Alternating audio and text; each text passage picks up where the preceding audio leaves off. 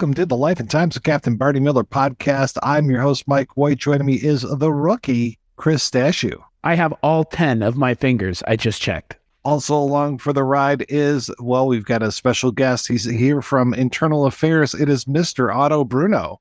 I have not done an anatomical check, but I'm pretty sure I'm all here. Yes, on this episode of the podcast, we are talking about 3 episodes of the original Barney Miller show. We are in the 5th season, pretty much smack dab in the middle of the 5th season. We're talking about 3 episodes, Toys, which originally aired December 14th, 1978, The Indian, which aired January 4th, 1979, and Voice Analyzer, which aired January 11th, 1979. We've got a Christmas episode here, guys. It's a Christmas time. Yay! It's a very subtle Christmas episode. Yeah. Very, very, yeah. We're talking about toys, so I guess it kind of, yeah. It's not like these days where it's just like, oh, how do you celebrate Christmas? How do you... Well, there's certainly a lot of discussion of Christmas in this one. We don't actually see as many of the amenities of Christmas as we did in that first one where Nick gets the blue tree. Yes. But it's discussed quite often. And in fact, this was, of course, the first time we had seen Chris's favorite, Liz Miller, in quite a long time. Oh, is that the perception among the listeners of this show, is that I'm a Barbara Barry stan from long ago? Because you're right, I am. It's true. It's true. Those of us who have listened to the show know that you are Barbara Barry's biggest fan.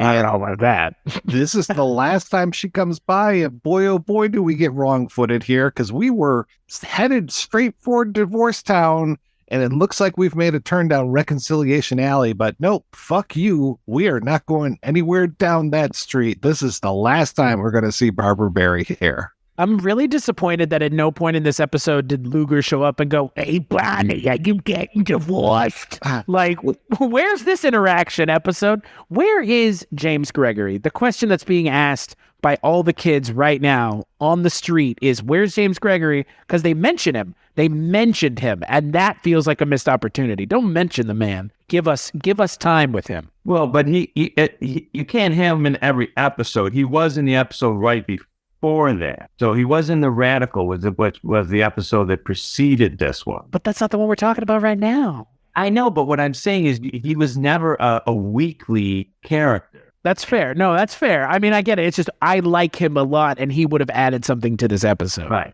And I don't want to give anything away, but while Mike is correct in saying that we will never see the likes of Liz Miller again, I might as well give it away and say that they are headed toward reconciliation lane. Oh, okay, good. Wow, that is surprising. Yeah. Huh. Yeah. Well, they reconcile, but we just never see her again. Correct. Well, to be fair, they were together all those times and we never saw her then. So all of a sudden she shows up when they're on the rocks. But when they're fine, who cares, right? Right. And I think this was basically a case of giving in to the fans, because some of the guys who wrote it, like Tony Sheehan, were telling me that, I mean, people were livid when they separated. Livid. So... it's part of Barney's wholesome image. Is that what it is? Because that's kind of what it feels like, right? Like he's the wholesome married one. Nobody else seems to be married, but he's the one, and he's got his life together. Yeah, I was afraid we were going to go down the path of Barney starting to date. Ooh. No, nobody wants to see that. Let's be honest. I don't know. There was that one episode where he was getting hit on by that woman, and it wasn't awkward. It wasn't as awkward as I thought it was going. Right. Are you talking about the prostitute or? Oh, no, the doctor, the therapist that was like, "Hey, you're pretty hot with that mustache." Well, that prostitute from the hostage episode, or not hostage, the where they're trying to take over the apartment building. Oh, eviction, yeah. Eviction, yeah. Yeah, she seemed all about that mustache. She wanted to go for a ride. You two are lewd and lascivious. Well, that I'm living up to our reviews right now. I'm getting tired of people telling us that we swear too much, that we're too woke, all this kind of garbage. It's just like, we're talking about the show. We love this show. We keep getting these remarks that we don't like the show. If we didn't like the show, we wouldn't be talking about it for How many years are we going to talk about this show, Chris? Quite a few. Yeah, okay, actually, you know what? Let's take this opportunity because I'm going to ask Otto here. We have him here, folks. He's hostage. There's a gun to his head. You just don't see it. And this is an audio medium anyways, so... I'm an old guy. So let me ask you something. You've listened to our show. You have not only listened to our show, but you've spent more time with Barney Miller than any person other than the person writing a book about it should have. Are we fans of the show? Yes, you're obviously fans of the show. That goes without saying. I mean, I kind of agree with Mike. I think if you're devoting all this time to it, I think you're obviously a fan of the show. On the flip side, I could see where older people would say, "Oh, they're so woke." Because Chris, you and I have had this discussion before. Because I say this to my daughter, I mean, in many ways and in many areas and on many subjects, I would be considered woke. At the same time, I do also feel very strongly that shows should be seen through the prism of when they were made. Agreed. So, and a lot of the times, I'll say this too, and I'm going to be perfectly honest. You have to listen to your podcast, to the Barney podcast. You have to listen to more than one episode, because if they've never listened to anything else, particularly with you, Chris, they have to know your sense of humor, in my opinion. Funny? Me? Never. Oh, no, I don't think you're funny. I don't think I'm funny either. You're trying to be funny. No, oh, okay. Trying. Okay. I am glad that everybody could interpret me as trying to be funny, because I've been just failing upwards this entire time, frankly. I'm being serious. People have to listen. Right. Like with any podcast, quite honestly, you have to listen to get the feel for the hosts and how their delivery works with the material that they're covering. I mean, I think that goes without saying for any podcast that I've listened to, quite honestly. Yeah. So I could see an old person getting all upset and bent out of shape if you're, criticizing something that they say or do that's no longer acceptable. But I don't think that I would agree that you're obviously not going to be spending all this time on a show that you're not fan of. So that would be a little silly. That is the thing about doing anything with any TV show. Anything is you have to watch it countless times, and you have to do research outside of it. It's we are just like you did with your book that you can pick up over at Bear Manor Media. We're inserting ourselves into Barney Miller and standing within the precinct and trying to be as much a part of the show as possible, because that is how you have to, like you've already said, experience this kind of media, because it is from a time and place that it's not foreign, but it feels distant from where we are now. Well, sure, it's almost 50 years old, and if people only listen, for example, if people only listen to you at the beginning, if I'm not mistaken, remind me, I don't think Chris was crazy about Luger at the beginning, and now he seems to love Luger. Yeah, that's 100% correct. And we have rounded the corner on Levitt as well. Boy, haven't we? Yes. Well, yeah, both of us have, Mike and I, because I want to say when he showed up the first time, Mike, like we were both like, oh, why is this guy's going to be here the whole show? Yeah. Yikes. Yeah. Don't you think I should get a promotion? And I kind of liked it here where he shows up in the plain clothes, with that horrible Herb Tarlick type jacket that he's got going on.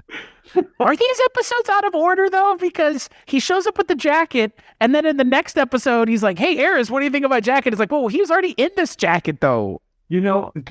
Chris, you make an excellent point. Okay, I'm not crazy then, right? That did happen out of order, right?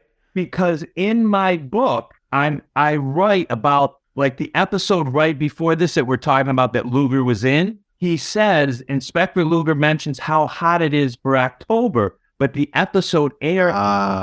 So why, if you know when it's going to air, why would you even mention a time? Right. Just say, oh, it's hot for the fall or something like that. Why would you say an actual name of a month that can be traced back, That was just weird, because like Harris as a character, there's no way he wouldn't have seen Levitt and been like, holy shit, because his reaction was so visceral when he asked him about it anyways. Right. Well, it's funny because I think in the last episode too, the radical, I can't remember if it's Harris or Wojo talks about how old Barney's suit is and that he shows up in this one in a brand new suit, which no one, and as Susie wrote it, it's a suit with a vest. Barney never wears a vest. Ever. Yeah. So he looks real dapper in that suit though. He does. Yeah, well, he does. But I'm just saying he can't not expect anyone to know it. Oh yeah. Oh, for like if he had shown up without his mustache, we're like, is something different, Barney? Like, yeah, you don't have a mustache, man. Like, what the fuck? So we always break down things in terms of A, B, and C plot. I would guess the A plot is this kind of reconciliation that Barney's going through, even though it's really very much at the beginning and the end of the episode. We go through a middle part there where Liz leaves the precinct and then she'll be back later on. And she's making room for a little bit of the, what I would consider the C story, which is, and I know the gentleman's name is Sidney Lassick, but I just call him Cheswick from his role in One Flew Over the Cuckoo's Nest, and that he is playing a crazy person, essentially. He is very claustrophobic, and so when they put him in the cage, he loses his mind. And then the B plot for me is these two toy makers who are rivals, and one of them hires a thief to go over and steal things from the other one, and like basically stealing his inventions. It's intellectual property theft, including this. It's so funny because it's basically like slime is this stuff in a jar. And I don't know if this was a new thing back in 1978 going into 79, but this stuff now is so popular that when my granddaughter comes over, it's like, can we make slime? And they have like slime kits, like you can use Elmer's glue and saline solution and a few other things. And they will sell a kit of this stuff with colors that you can put into it and all this. And it's like this huge thing. So hats off to you, Mr. So-and-so. I think it's, I can't remember if it's the Stefan Metterling character or which one it is, but this is going to tear up the market, if not now, at least in 40 years. I want to point something out that I would pay money to watch you make slime, Mike. Just to see you making slime. Just like, what am I doing here? I've done it so many times. That's amazing. No, it was really funny because like slime, I think as like it's kind of part and parcel to the growth of YouTube in a way. It feels like a lot of the early growth on YouTube was like, at least in the 10s, was like slime videos and people making and selling slime. So to see it in this kind of such a starting spot, it's in like a glass jar that this guy's like, I've got this invention here and it's going to be stolen. It's going to be so popular. Yes, you're correct. Pogo sticks, on the other hand, I don't know. Like, that's the question I have. Is slime a fad like pogo sticks and a hula hoop, though? Because, again, it kind of feels like it in a way now, even. So I know there was some slime that was pretty popular when I was a kid, but it wasn't the cottage industry that it is now. I mean, it was kind of like you would buy like the egg type of thing, and you could get one that had the silly putty inside, or you could get the slime stuff, or they would have, actually, it was more like the yellow, like almost like Play-Doh type of cup, and you could get slime in that, and then just, all over your hands. And I think they would even market it as snot in some cases. Yeah, slime came after me. That was after my time. And I knew silly putty and Play-Doh, but that was the only thing I knew slime from was when my kids were young and watching Nickelodeon. Oh, you can't do that on television. Yeah, there you go. Yeah. That's it. So, well, which is totally not the same type of slime that we're playing with now, which is much more viscous and right. Yeah, exactly. Right. I'm more of a thinking putty man myself. Instead of it being silly. That's a real thing. Thinking putty is a real thing. It's a great fidget toy / resistance tool for your hand at your desk. I'm not joking. I'm being dead serious. Crazy Aaron's thinking putty. Oh, okay. It's kind of like the stress balls and all that kind of stuff. They have one that's like magnetic, and they have one that's like heat based. All right. Yeah. That's where Stefan Metterling, just became Crazy Aaron. Oh. Crazy Aaron slime. Well, Stefan Metterling, played by one of my favorites, Walter Janovich. And Janovich was, first of all, I remember him fondly from The Odd Couple, when I was a kid because he did a couple of episodes of The Odd Couple, but he was also, I think he was in like 10 or 12 episodes of Hogan's Heroes. Nice. And if I'm not mistaken, he was named Otto, and he drove the truck that would bring the guard dogs. He'd take the guard dogs in, and he knew Hogan and the men, and he knew what they were doing, and he would help them sometimes. But he was in a number of Barneys. This was actually his first or second, but his second, because the first one was in Hash. The first one is when he's the Polish actor in Hash. Yeah.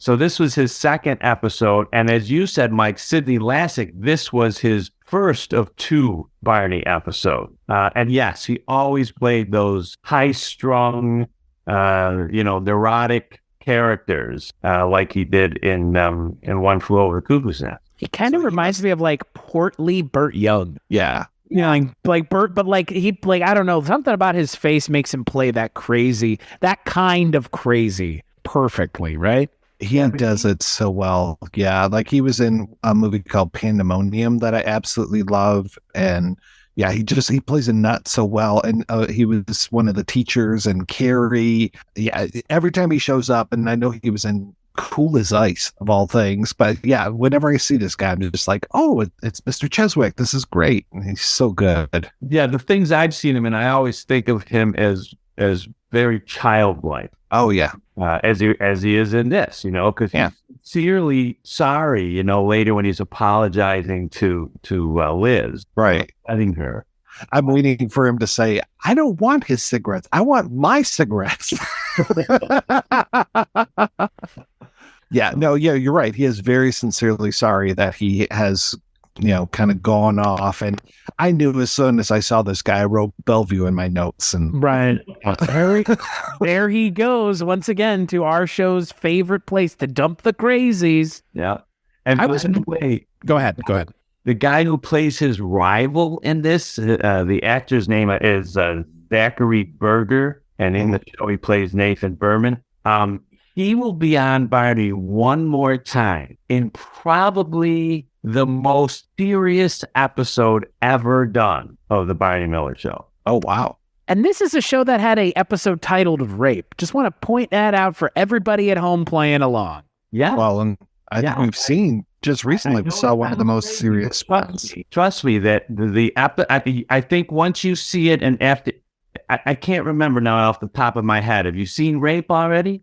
Oh, yeah. Well, once you see the one that he's in, it comes in season 7. I think you will agree with me that it is definitely the most serious episode. And in fact, believe it or not, this is going to make it even crazier. In that episode, he plays a guy who runs a joke and novelty shop. Wow. No. That's all I'm saying. Typecast on Barney Miller. Wow. Well, as you will see, he ends up being a very different character from today's character. I think this episode's A plot is the weakest. I'm just gonna say this. Having Liz in this episode didn't add much, unfortunately. I mean, it felt very kind of throwaway. It felt like them just going, all right, well, like you said, Otto, people didn't want this, so we'll have her show up and give her this kind of one-off, and now she's gone, and they're back together, and yeah, like I said, they don't have to address it now because they didn't really address it when they were together for 5 seasons, so just write it out to the end the way you've already done it, because they've already done it for more than half of the show at this point. Like, why? I don't even understand why they had him and her getting separated to begin with. If this is what they're going to do anyways, like what was the point? Yeah. Well, no, I from the way I understood it, no, I don't think this was how they always planned on doing it. I think right. They did plan on having them separate and get divorced, and then she would be gone. I think they ended up, again, this is opinion on my part, I think they ended up giving in and just saying people were so upset that we'll just bring her back one more time. And I agree with what you're saying here too. It's not, it feels forced.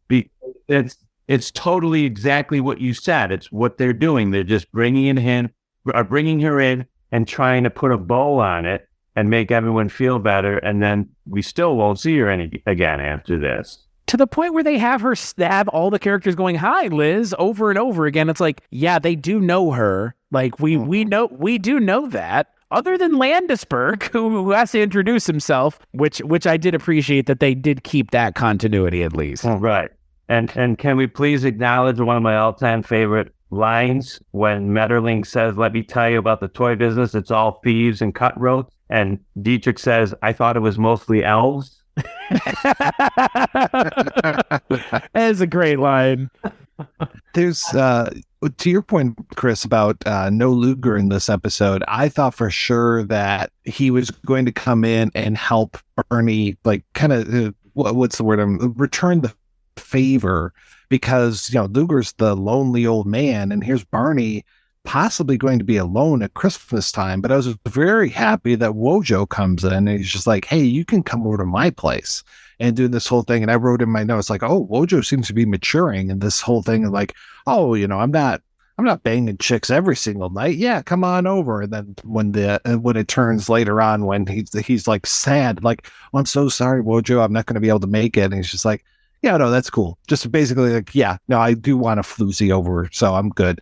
He even goes as far as to say, like, "I was lying." Yeah. It reminded me of Naked Gun, where he's like, "I just have sex with all these women, hot young women, all the time." Like, and Barney's just like foaming at the mouth. Yeah, we get it, Wojciechowicz. You're a good-looking guy. Yeah. I will say, Otto, I do want to thank your book, which you can find over at bearmandermedia.com, for forever placing into my mind that that's a toupee on Max Gale's head, because I, honest to God, for the longest time, didn't realize it was. I never would have picked that up. I mean, it's funny. I was we're doing a rewatch of Scorpion, that computer nerd show, kind of like the Whiz Kids, but grown up Whiz Kids. And Max Gale just showed up in one episode, and he's been bald forever, but I didn't realize that he was bald when he was Wojciechowicz. I always thought that with that weird like Caesar hairline that he's got, I thought for sure that was just the style of the day. Well, I was watching it with my folks, and my mom was like, "Man, what's up with his haircut?" And I was like, "That's a toupee." That is a toupee. That is, and I never noticed anything weird about his haircut. And all of a sudden, it's like, I can't stop looking at it. I always thought that was obvious. No. Wow. Yeah. Next thing you're going to tell me, Dietrich doesn't wear glasses. No, he did wear glasses. Jacksu actually wasn't Japanese. Right. Shocking, I know. Yeah, it was all just makeup. Yeah. I was very surprised that, I was confused at first when they're talking about Mr. Woodman and the Academy. And I'm just like, is this something to do with David, their son? And is he going to this academy or something? And then I thought we were going to get a Welcome Back Kotter crossover, because Mr. Woodman was a character that they're talking about. And I was just like, oh, great. Mr. Woodman's going to show up on the show. But no, unfortunately. And then so I wasn't really sure what was going on with this whole thing about the academy. And then it seems like it turns into talk of their cabin that they have. Would it be Vermont that they're going to? I think so. I think it's Vermont. Yeah. Yeah. So it's kind of nice that Barney can afford to have a cabin on his salary. So I don't know. Maybe it's time to call internal affairs, if you know what I mean. Well, we'll see them before it was over. But I was going to say the same thing. Where's Scanlon when you need him? Just get him in on this. Barney is up to no good, folks. It turns out, it's plot twist, Barney Miller is taking bribes this whole time. It's been interesting was that the reference to, she says, well, David, he'll be up at 6 a.m. Right. And I'm thinking, okay, well, we've seen David in January of 1975 in that first episode. I'm thinking he's what? At least 11 in that episode, right? Yeah. 11 like that. And this is like 4 years later, almost 4 years later. So he's like, what, 14, 15? I wasn't still getting up at 6 a.m. at 14 or 15. Maybe he has a paper route. Yeah. Well, that's that. But they do also gloss over, although I know that there were a lot of Jewish people who also celebrated Christmas. But I mean, technically speaking, Barney's Jewish. Yeah, you would think they'd be talking about going out for Chinese food. Exactly. And asking, if Nick was around, asking Nick where to go. Right. I'm not Chinese. I don't know, Barney. Right. There, we wrote the piece of dialogue that didn't exist in this episode. Yeah. You're welcome. You're welcome. Didn't Fish do that once? I think Fish Something to that effect, right? Yeah. Where's a good Chinese restaurant? Right. Yeah, I think you're right, because I think he ended up taking out Bernice for a dinner or something. What's Fish up to right now? Is he like raising kids out? Man, Some precocious little shits out there in one of the boroughs. Talk about detours, Chris. We're going to have to go down that road one of these days. I don't know if we should take a pause at the end of season 5 and bust into Fish territory, if we should save that to the very end and bite that bullet then. Is that when it would have canonically been? Is it the end of season 5? I think it would have been before. Yes. Yeah. I feel like at the end of season 5 is as good a time as any to maybe take a momentary, and not even a detour as much as, those places along the side of the highway where the truckers blow each other. Loves. Rest stop. Loves is also good. Yeah. But a rest stop, yeah, a rest stop. Where take a picture of the historical monument or plaque that's there. Right. Okay, we don't need to go, and I guess theoretically realistically we can't, because there are only a handful of episodes of Fish available anywhere, anyways. No, it's the first season in toto we can get. The second one we can look at through a Canadian video player. Otherwise, I just was able to find 3 or 2 episodes. I mean, I don't know. I feel like we should at least talk about it because, for me, and maybe this is just my kind of young person's perception of TV in the 60s and 70s, but people want to talk about the MCU with spinoffs and stuff. Does anybody remember all these TV shows that exist from one TV show? The butler of these people has his own show, and the maid and the friend. Joni Loves Chachi is based off of characters from another show that were from another show as well, or is it only one level? It's only one level? It's just one level deep, yeah. Okay. But there are some that were 3, right? Oh, yeah. Maud goes to Good Times, yeah. Or even last night I was playing Golden Girls trivia, and there's Empty Nest, which was a spin-off of Golden Girls, and then there was a spin-off of Empty Nest called Nurses. So yeah, these things can generate down the line. It's kind of wild. Well, Clear started that. Right. Those multiple ones. See, now I don't consider, if you say that about Joni and Chachi, then you're basically saying Happy Days was a spin-off. It wasn't a spin-off. There was a piece of Love American Style, because they used to do 3 stories per hour, and that was essentially the pilot, right, for this. It's like The Simpsons on the Tracy Ullman show. Exactly. Right. But Fish was the way they were doing these other spinoff shows, where it was a character would leave the show and go somewhere else. Right. So I guess we should watch some of it. Again, I think where we came down with Abe Vigoda towards the end of his run, probably it doesn't get much better in that show. And according to Otto's book, Abe Vigoda is kind of what we expected, and he kind of let it go to his head. And I don't know if the work he was turning in was good on Fish, but towards the end of his run on Barney Miller, it wasn't. So... Well, I think the problem with Fish, I don't think was necessarily Vigoda's fault. I just don't think, my personally, and I think I probably do say this in the book, I think the premise for Fish was incorrect. Yeah, well, Fish with kids? Isn't that what everybody wanted to see? Yeah. What a fucking nightmare. They literally learned from Barney that no one wants to see the home life, and then what do? They put him in a domestic comedy. Right. It makes no sense. So on that one, I unless he wanted that, which I can't imagine, but maybe, I don't know. But I think the whole premise was incorrect. I've said this 1,000 times. I think they should have put him as a security guard somewhere where you could have a lot of loony characters coming through, and he could be making his sarcastic asides about all the people that he has to deal with every day. Exactly. What if he was a cop in the park? And he had to dress up and drag every day? Or he had to deal with random Charles White Eagles sitting on the benches wanting to die. Oh, boy.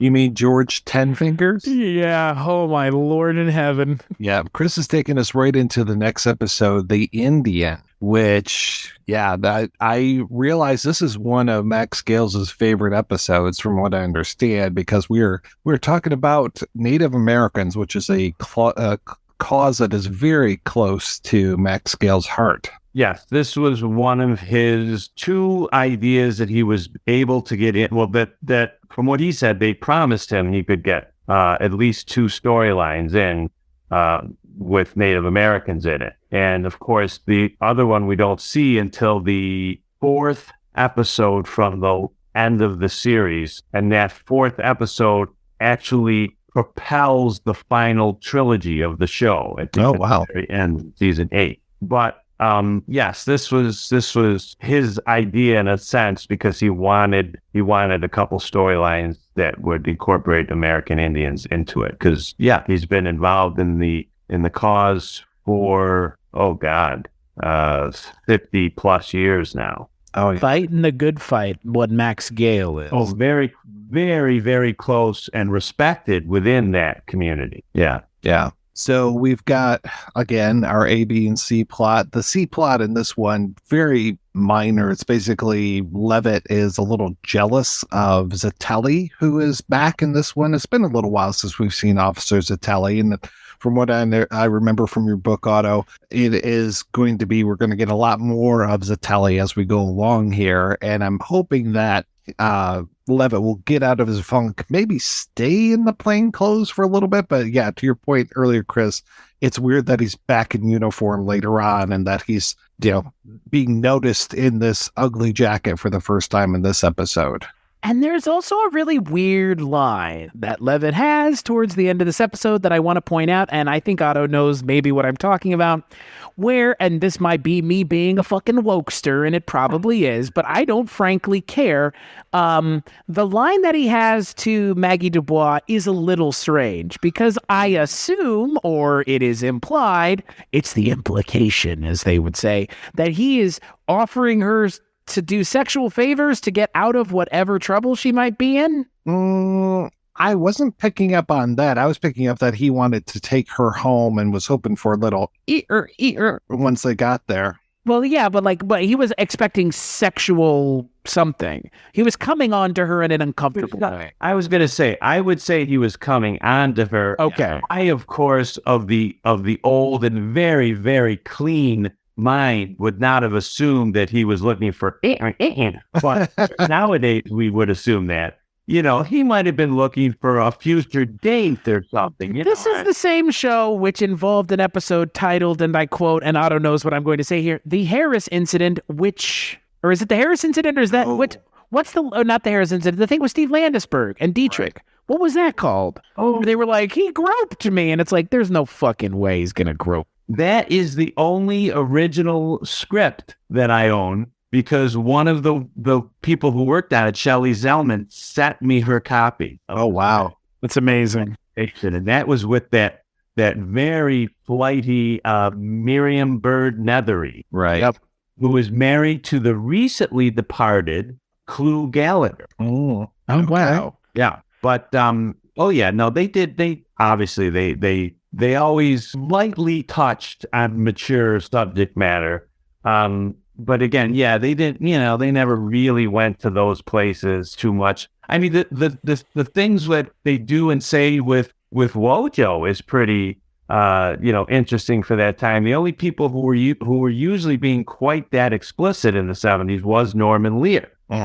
Everyone expected that.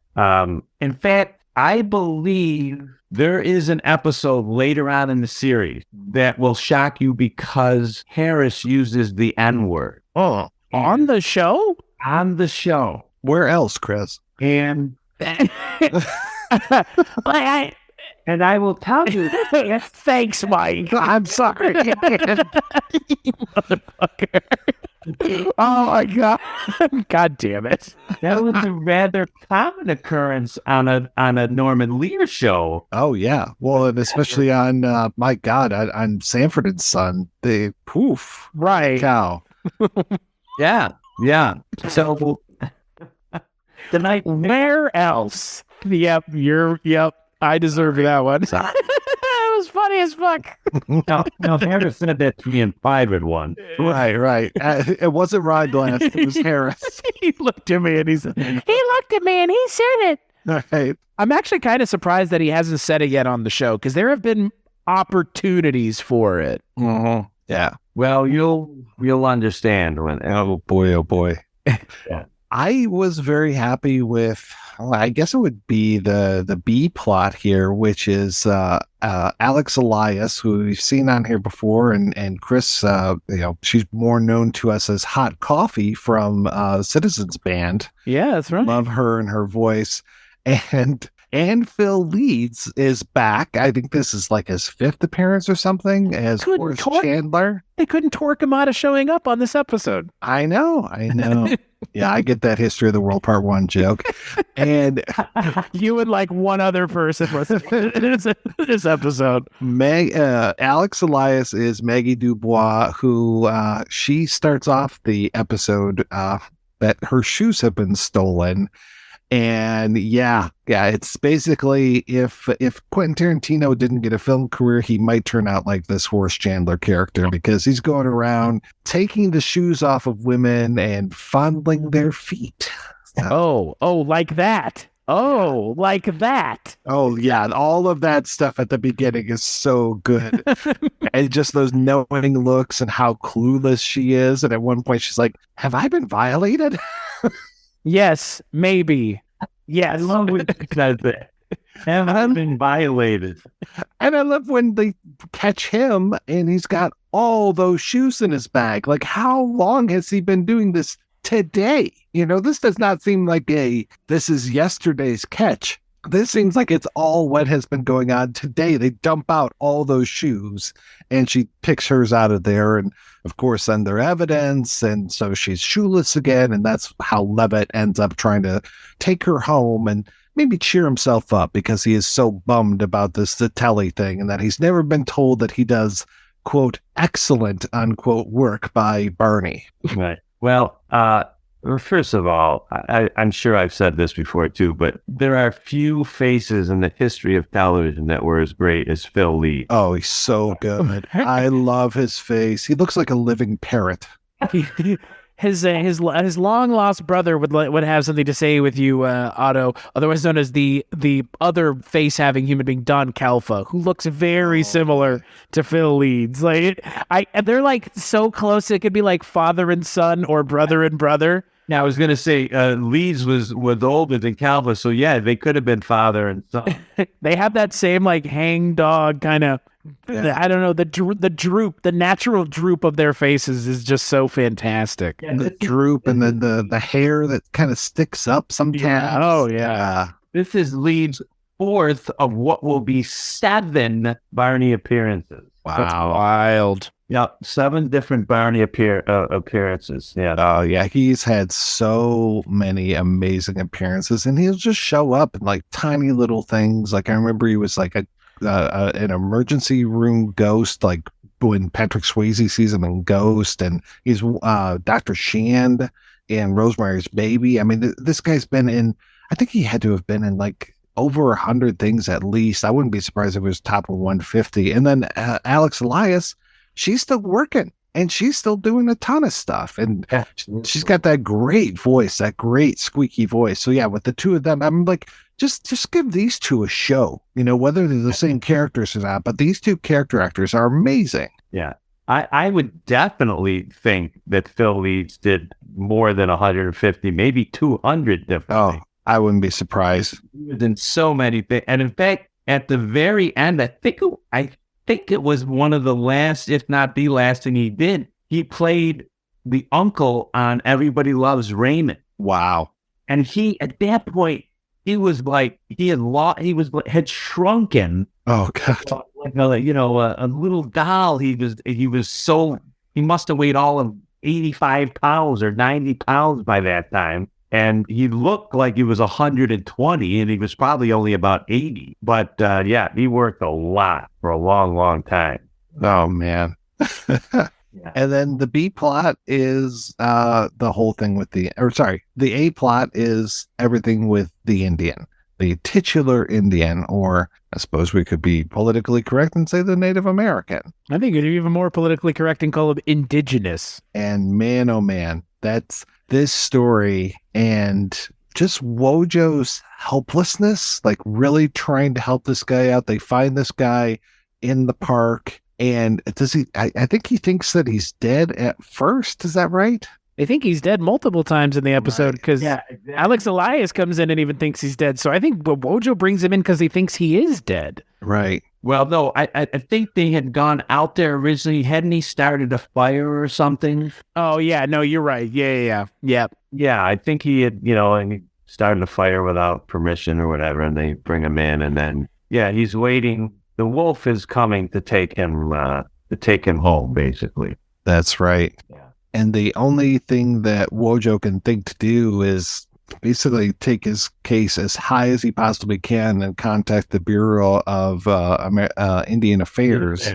Yeah. And they send out Richard Stahl, who's another amazing face, as Phil Owens, who, I mean, it feels like this is the second or third time we've had an official show up who is just so tired of their job and wants nothing to do with actually helping people. It kind of reminds me a little bit, and I know this is slightly different, the guy who showed up from the UFO Bureau and who was just like, hey, Wojo, you really didn't see anything, and just trying to convince him to basically shove off and not complain at all.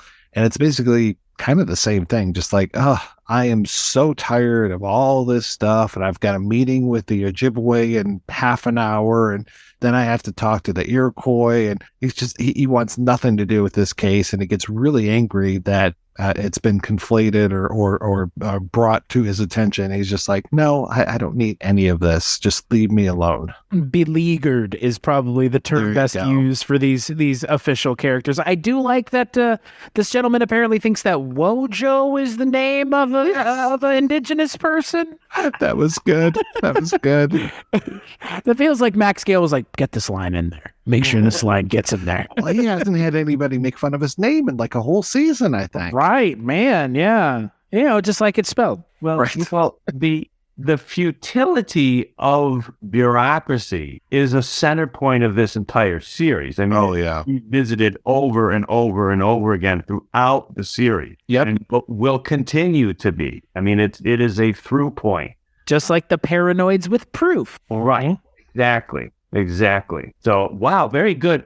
You must have read a book about this show. I have. Available over at bearmanormedia.com. You've been mentioning the book, but you haven't mentioned the name, Chris. What might be the name of that book? Captain Barney Miller and the Files of the Old 1-2 by Otto Bruno over at bearmanormedia.com. That's a sound clip right there. Gotta give credit where credit's due. Honest to God, like, I love books that do episode recaps. Like, the fact that your book has it, and at one point it may not have, I'm glad that it does. Oh, wow, you have a really good memory. Yeah. Yeah, you had mentioned to us at one point, I think when we first met you, that there was a moment where you wasn't going to have the recap in it. So, yeah. People wanted it. I asked some people who were fans, I'm like, what do you want to see in this book? And that's one of the big things. So I said, okay, fine, I'll do it. I just wasn't sure if people would got 171 episodes later. Right. Almost double syndication. Yeah. Well, I appreciate you, Chris, because I was just told again yesterday by someone who knows me that I'm not a good self-promoter. And I can't disagree with that. I'm not a good self-promoter. You don't toot your own horn. You're not a tutor. I'm not very good at that, no. It's okay. It's okay. That's what we're here for. One of the many things we are here for. Yeah. I have to ask you, though, because, again, you are a font of kind of the overall Barney Miller canon. Again, not that we're not, but we're getting there. Is this considered one of the better episodes of the show? Like, where? Okay, yeah, no, I think it's a very good and it's an interesting episode because of the way it tackles the Indian character. It's so kind of different and smart for the time. It feels a little bit more dialed in than I would expect a show. Not that I didn't expect it with this show, but I would expect of a show at that time. Well, I think that's exactly it. The fact is that while there might be aspects that wouldn't fly today in circa 1978 or 79, that treatment of that subject matter was so far ahead. Right. And that is totally, I'm sure, totally due to Max Gale's influence on the episode. Oh, yeah. 100%. I can't remember if there was a how joke in here or not, but I mean, we are so far beyond where we were even 5 years ago, Chris, when we were talking about Kolchak and the Macho Manito, and just how we had, William Smith and Redface and just all of this kind of horse shit about, Indians and all this kind of stuff. And it was just like, and then there was even that one where Richard Kiel played an Indian as well. In brownface. Right. And I was like, oh my God, can we get away from this stuff? And here we actually have Charles White Eagle playing George Ten Fingers. And I'm like, thank you. You actually have a Native American person playing a Native American. That's very nice. Who I saw earlier this year in Altered States, where they kind of, I mean, it's not, it's about, I don't know, it's about as, they treat it about the same way they treat it here. It's kind of the weird 70s way, but I don't think it's disrespectful.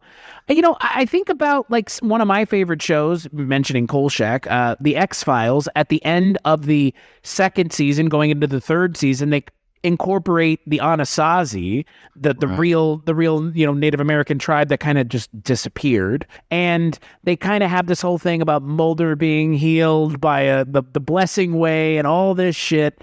And watching it now, it does kind of feel hinky in a way. Like it's like, oh, the magic indigenous folk, they come and save the white man, and like it does really kind of smack of a way of telling stories and approaching cultures that is not as complex and respectful as it is now.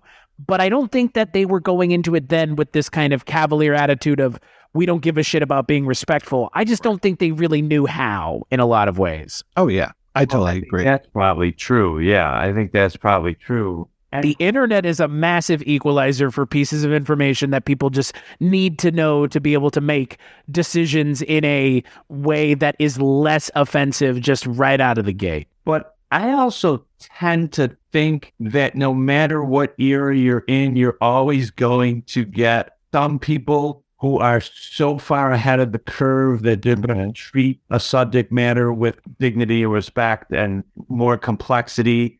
And then even as the culture in general becomes more educated, you're still going to get people who are going to treat certain subject matter. Oh yeah, for sure. And just kind of sloppily and lazily, I mean, that's part and parcel of the fact that some people are really good at their craft and some are not.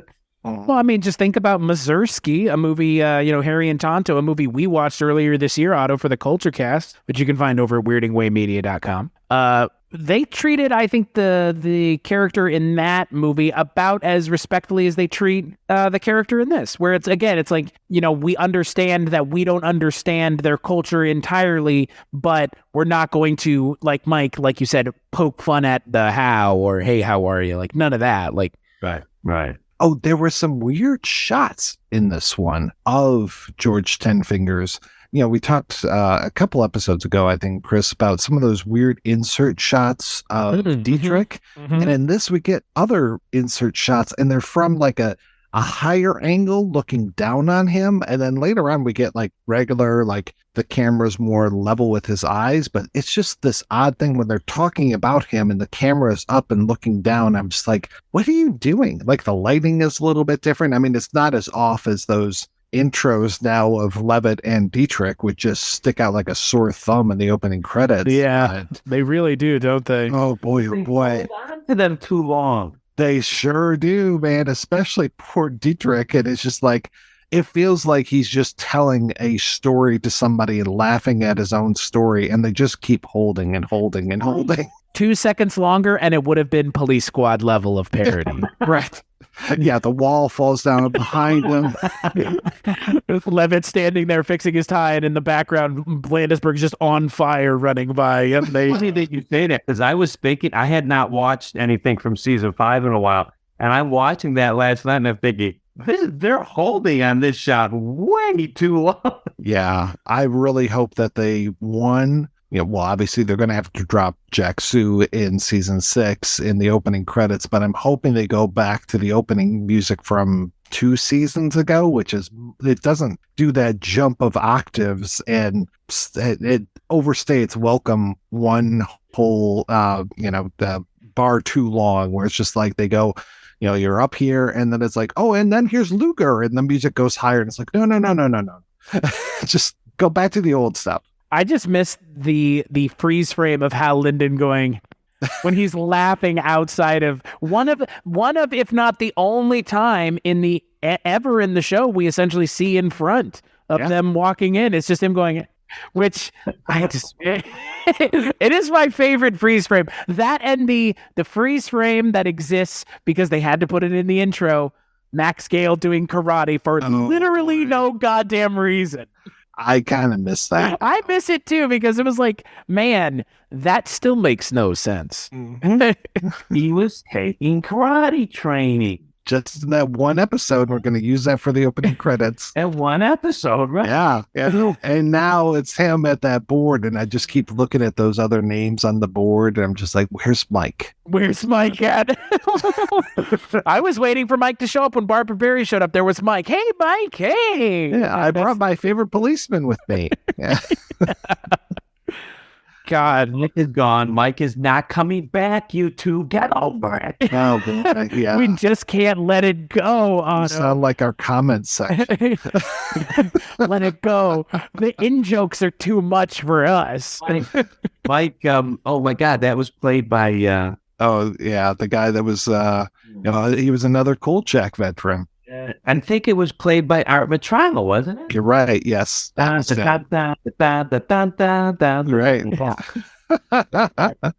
Yeah. Yep, he was part of the Headless Biker episode of Kolchak. Yep, that's had a right. much more satisfying role in that, let's say. See, now, I've never seen all the Kolchak episodes. I've seen the movies, and I've seen some of the episodes. Oh, well. When the DVD came out, I kind of got swayed from buying it because people said, oh, it was a two-sided disc, and people were having trouble with the disc and all that, so I got frightened away from it. Huh.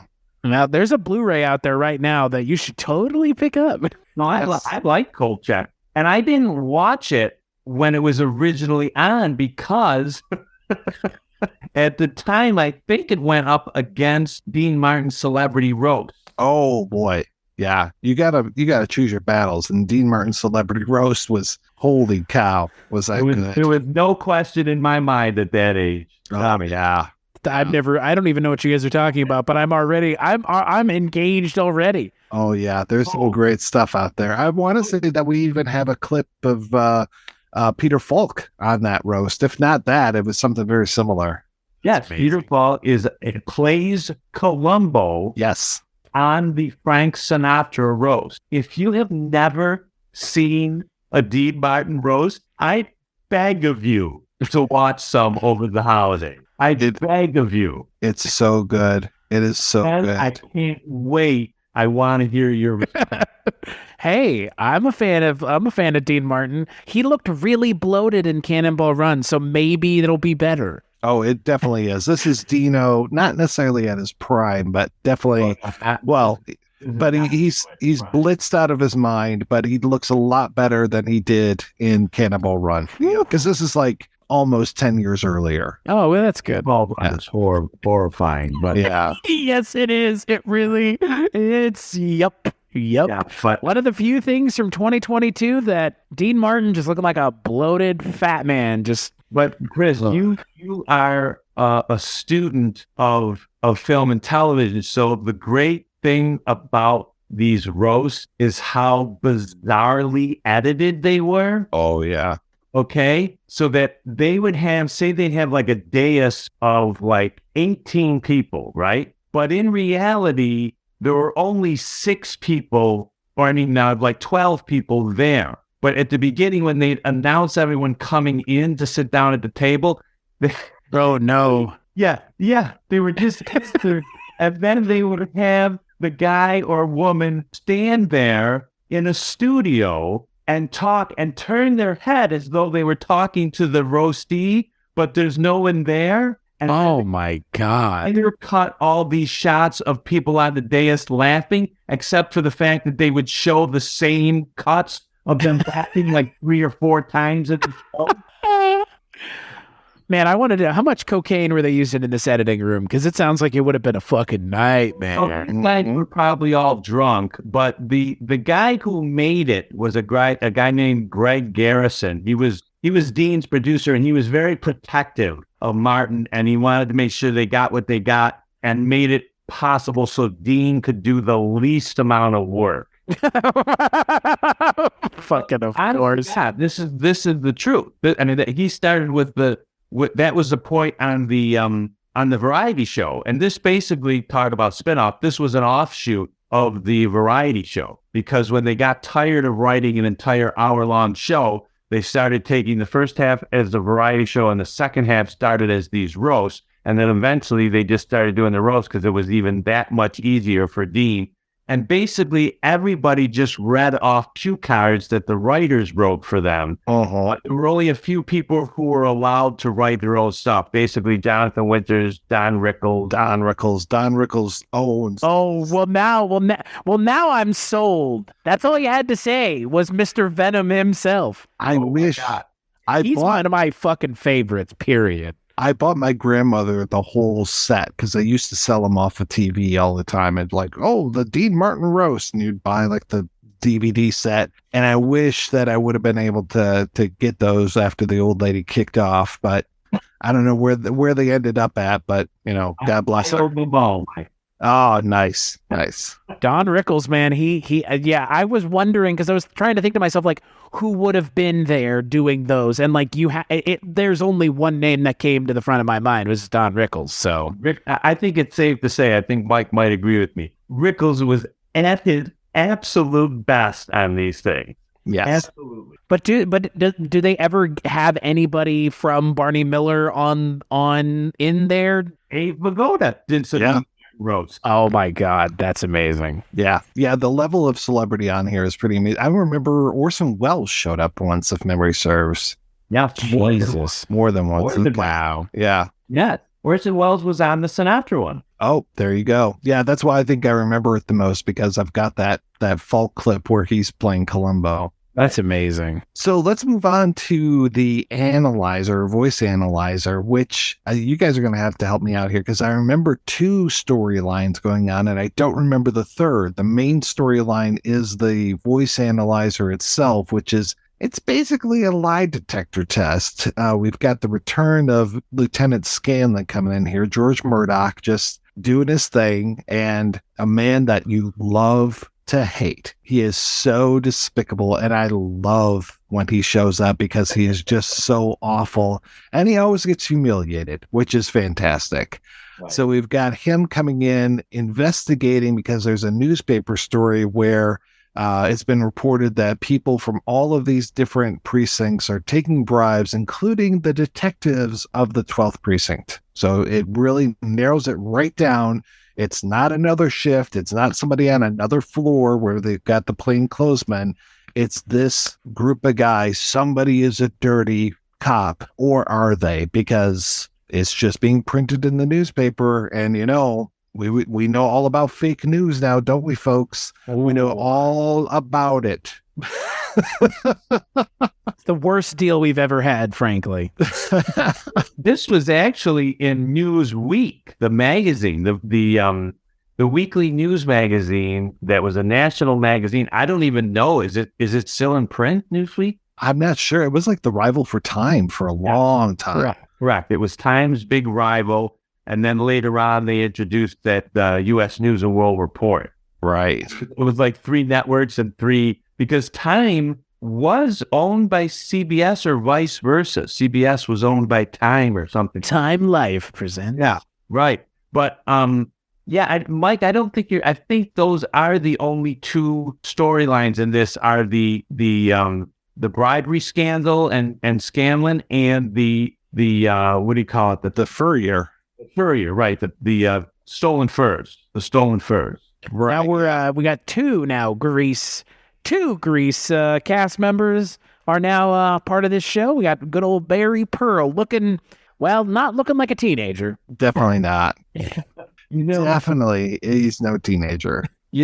Facebook was, I have to admit, that Facebook was really a big help in this book because I originally joined Facebook because they wanted me to do it on the radio station I was on because I wouldn't have been my thing. And when I learned very quickly on Facebook was to not use Facebook the way it was originally intended, and I started using Facebook the way, what was the one that people were supposed to use for business network? LinkedIn. Thank you, LinkedIn. So I started using Facebook the way LinkedIn was meant to be used. And at one point, I was writing something on Facebook one day about the fact that I was researching the book or whatever. And Barry Pearl was a friend of mine on Facebook. And he sent me this story, this remembrance of his time. Oh, wow. This episode. And I credit him in the book. And I tell the story on this episode where he said he was a child actor and he was in Bye Bye Birdie on Broadway. And when Bye Bye Birdie went on the road, they went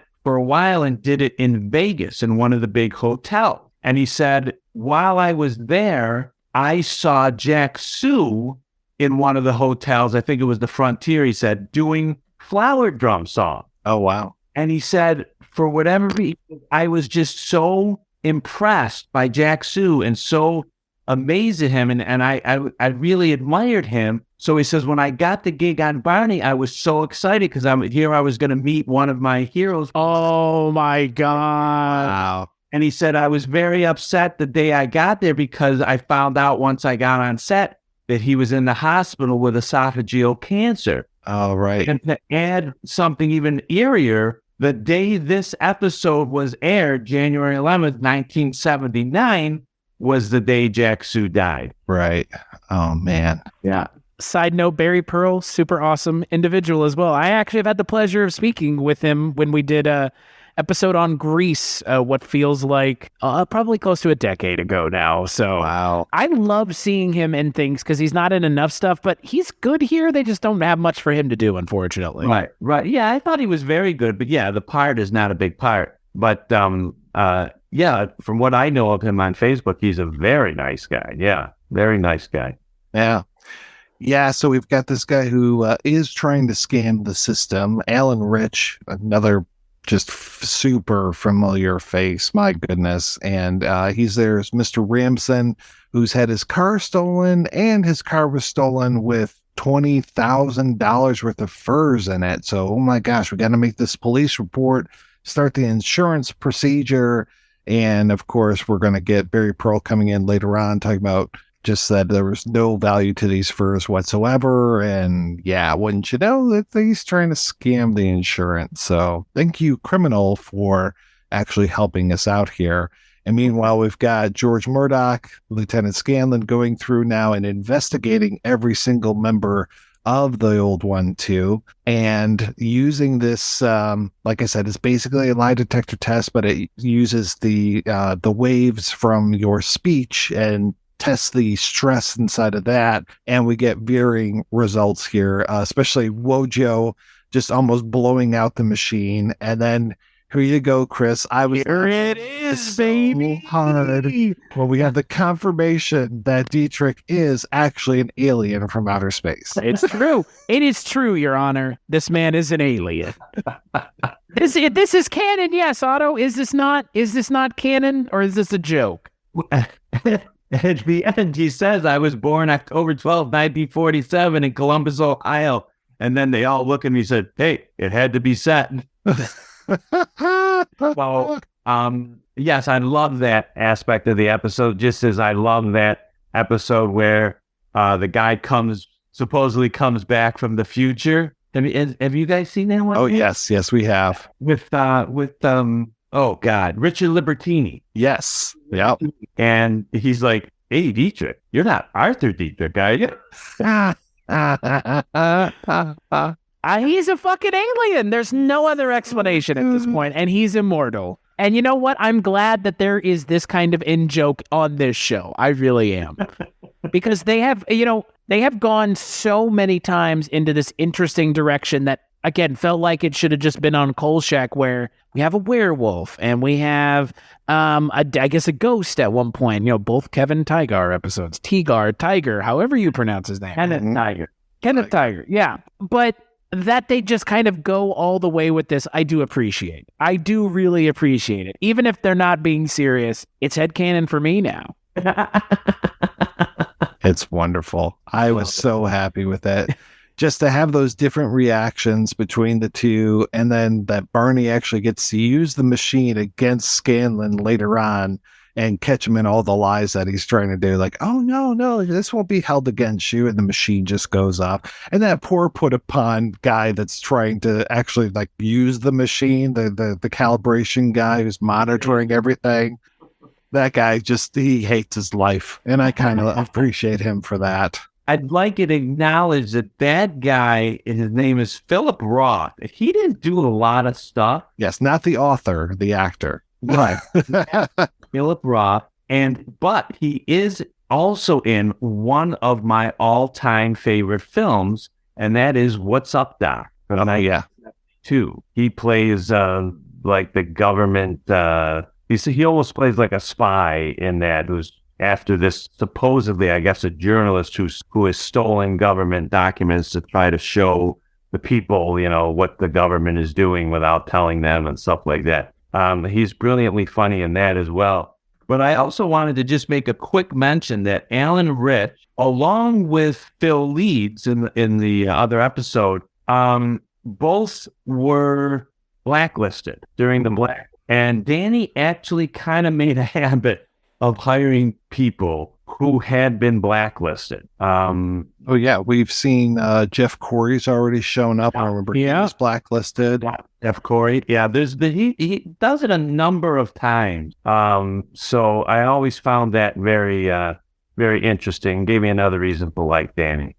Yeah, and also another Phil Roth was also another patient in One Flew Over the Cuckoo's Nest. So a common theme here, as well as, of course, Chris, we were talking earlier, Jimmy the Shoeshine Boy from Police Squad as well. Yeah. Lots of good faces in that crowd. I remember Roth and Cuckoo's. I haven't seen Cuckoo's Nest in so long. I got to go back and see it again. It's been too long for me as well. I mean, that's one that I try to watch every couple of years. Yeah, it's a great film. Yes, it is. I've never seen it. Oh, wow. Oh, well, you should talk to Father Malone, but also you should probably think about that because we're going to be doing all those great Milos Forman films in May on the Culture Cast, available from weirdingwaymedia.com. There you go. Yeah. It's on my list of movies to watch. I have the book. I bought the book earlier this year. The book's a little different, my friend. Well, that's fine. That's fine. I like to read, so it's just more along the lines of I have the book, which means once I read said book, I will watch said movie, no matter how different they are. It's like the war. I read The Warriors too. Vastly different from the movie. Very different from the movie. Oh boy. Yeah. I haven't read Cuckoo's Nest. Oh my God. I just remember all that talk about the Combine. The Combine's coming for you and all this. And it's kind of interesting that it's all narrated by Chief. Yeah. Yeah. And I'm trying to remember when I read it. All I can tell you was that it was long before Chris was born. That's all I know. That's a very large, more time was before than after. Yeah. I probably read that book before Chris was born as well. Yeah. Yeah. Also, to be young again.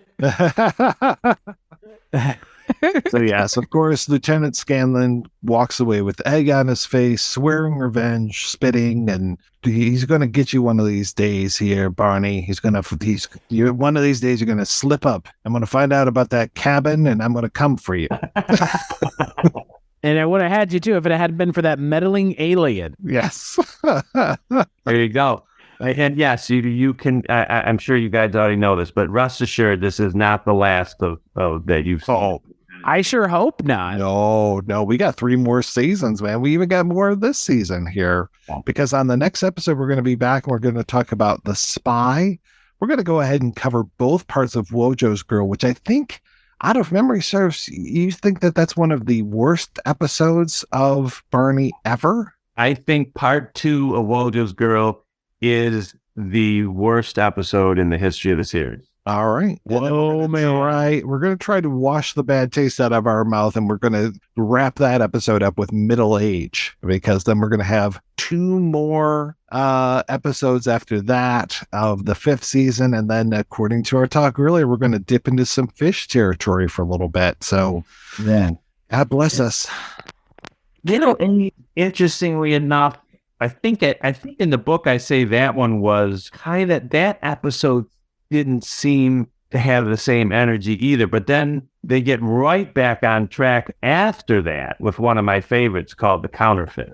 Again, we've got Max Gale back in the directing seat. For those 2 episodes afterwards, we're going to have Max Gale in the directing seat one time each, and then we were talking earlier, Chris, this is the season of Noam Pitlick just doing his thing for almost every single episode.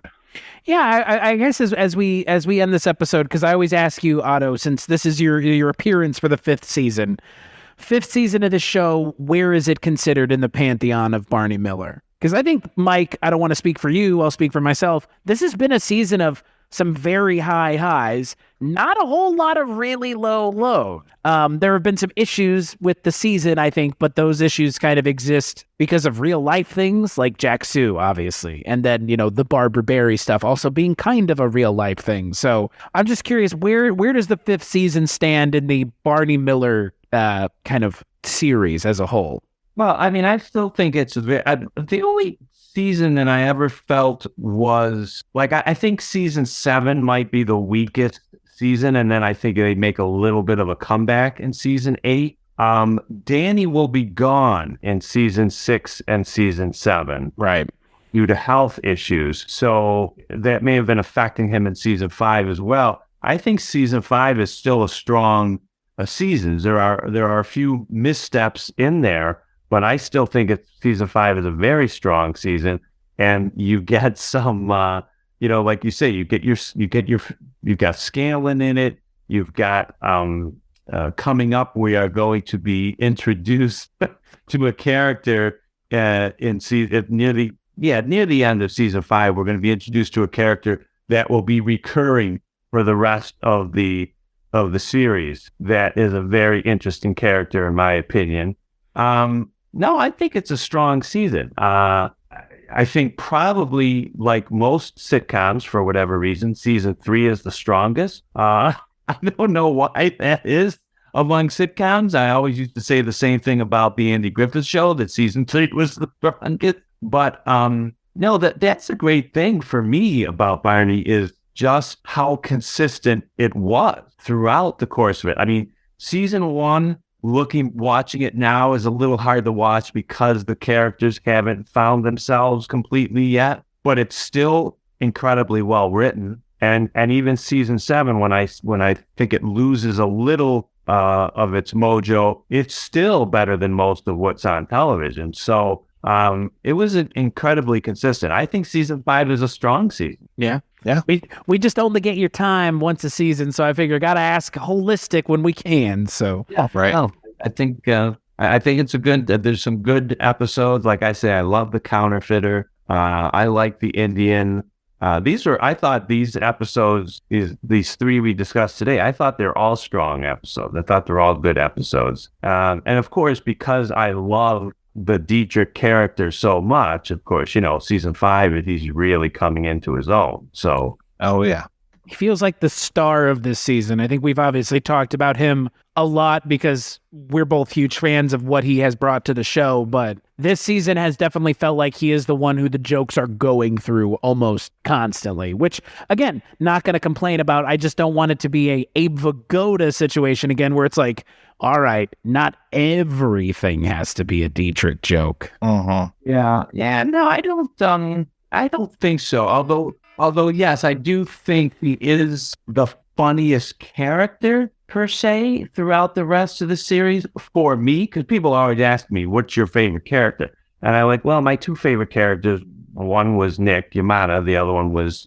Dietrich. But I loved all the characters. I mean, I liked all the characters. There weren't any that I didn't like. But I do think Dietrich is the funniest in terms of the lines and things that he gets. You're going to have the big storyline with Harris and his book coming up, and Wojo continues to mature. Barney, in my opinion, as we go on, so it'll be interesting to see when I join you guys for season 6. Barney, as we go on, you tend to see him start to get more frustrated with the job and with the fact that, and I think he uses this analogy in one of the shows, them spinning their wheel. Oh, yeah, crime's always a problem. So maybe it's about time that Barney take the law into his own hands.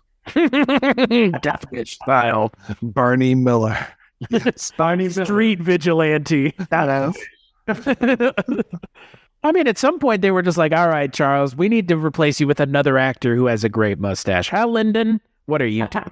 Stage? All right, come on down. You're right. Well, and speaking of people that have great mustaches, Otto, what are you up to these days? I'm growing out my full beard. Did you know? I like that, yes. Yeah, well, you got like a little color differentiation here. You got the darker and then the lighter. I got some weird shit going on. I think I might be doing the same, but yeah. It's in the winter time I let it go full phase, but yeah. Actually, I have started work on a new book, but I'm not saying anything yet because I'm one of those people who always gets a little ticked off when you hear someone on a show saying that they're doing a book or they're doing a movie, and then we never see or hear of it again. But haven't you just now done that? Well, no, because I didn't tell you what. They didn't tell her what it is. Yeah, could be anything. If I come out with a new book in a couple of years, you don't know if that's the book I'm working on. Very fair. I could abandon it and start something different. It's fair. Valid. But what about the books you have worked on and have completed? Where could people find those? Barney Miller book, Barney Miller and the Files of the Old One too, as you so kindly pointed out, Chris, is available at bearmanormedia.com. It's also on BarnesandNoble.com and Amazon.com. And I'm just getting ready to do some more teaching, and then hopefully when the weather clears up, we'll do some more speaking engagements and stuff like that. My IT guy is home from school now for a month, so I'm going to decide whether I'm going to actually do another website, because I haven't had one for years. I know people are telling me I probably should, but we'll see what happens with that. So I'll keep you informed. Don't worry. I'm personally very excited about the fact that I'm now in the universe, in the podcast universe of both Chris Dashew and Mike White. Chris Dashew, I've already done 2 culture casts with. No, I did 1 culture cast and 1. Give me the name of it. Bollywood Cinema Club, available at weirdingwaymedia.com. There you go. So I've done 1 each of those, and then the honor of all honors now coming up. Because it's hard to get into it. Well, it's hard to get into it for what I... Damn straight it is. Unless you know a guy. If you know a guy and you know the right guy, it's not as hard. But that guy's got to like you, too. I'm going to be on the projection booth in 2023, and I am very honored and excited about that. I think you're going to be on like 3 times or something. I am. I get to do Rules of the Game, the Notchka, and the Black Legion. Quite a triple feature there. And where can people find that podcast, Mike White, the Projection Booth, the internet's finest movie podcast? Just like this podcast, you can find it over at weirdingwaymedia.com, as well as all of your other platforms, your Stitchers, your iTunes, all that kind of stuff. Go on over, subscribe, leave us a review, as long as it's kind things to say. Don't talk about how woke I am. I already know. You're not warning anybody. Everybody that listens to the show knows that I'm some sort of dyed-in-the-wool liberal a-hole from Detroit. So that's what you get. He bleeds blue, folks, and not the kind where you're backing it. Wait a minute. I'm the writer of Barney Miller book, and I consider myself pretty woke. So I endorse this man and this podcast.